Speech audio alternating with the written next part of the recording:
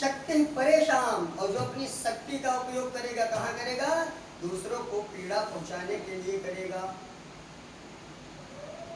ठीक है, इसके विपरीत जो ज्ञानी पुरुष है, जिसने अच्छे सदगुरुओं के सन्निधि में रह करके ज्ञान को अर्जित किया है, ज्ञान को प्राप्त किया है, वह अपने ज्ञान का उपयोग कहाँ करेगा? कलस्य साधो विपरीत में तद ज्ञानाय दानाय च रक्षणाय। अपनी विद्या का उपयोग, अपने ज्ञान का उपयोग समाज के लिए करें। परोपकाराय पुण्याय पापाय परपीडनम। परोपकार क्या है? बच्चों को शिक्षित करो जो शिक्षा से बिछड़े हुए, जो सेवा करने योग्य लोग हैं उनकी सेवा करो। धनम ज्ञानाय दानाय, और अपने धन का प्रयोग दान में करो, गौ सेवा में करो, विद्यार्थियों की सेवा में करो, बुजुर्गों की सेवा में करो, वृद्धजनों की सेवा में। विद्या ज्ञानाय दानाय च रक्षणाय, और अपनी शक्ति का प्रयोग कहाँ करेगा? अपने से कमजोर लोगों को बचाने के लिए करेगा। इसीलिए क्या करो? विद्या की प्राप्ति करो। सा विद्या या विमुक्तये, विद्या वही है जो व्यक्ति को मुक्ति प्रदान करे।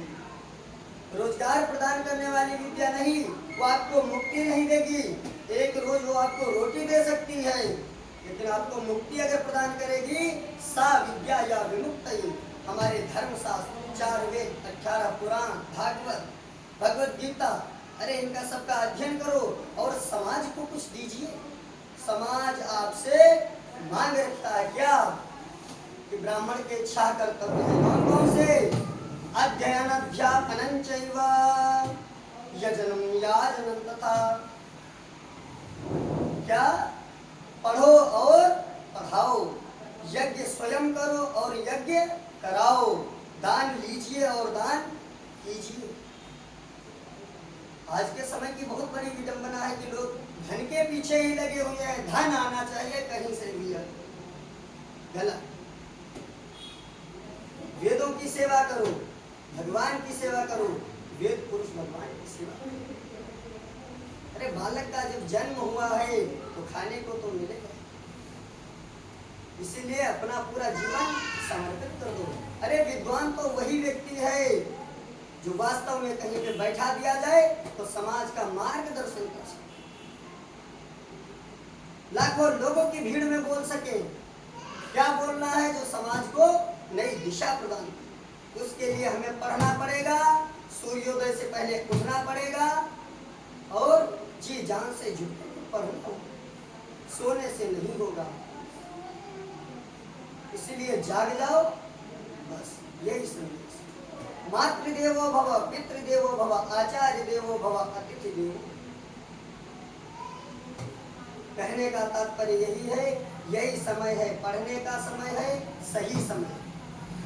मनुष्य के जीवन को 4 भागों में बांटा गया: ब्रह्मचर्य, गृहस्थ, वानप्रस्थ और संन्यास। आज के समय में जो मनुष्य की आयु मानी जाती है वो मुश्किल से 65 साल से 70 साल के बीच में।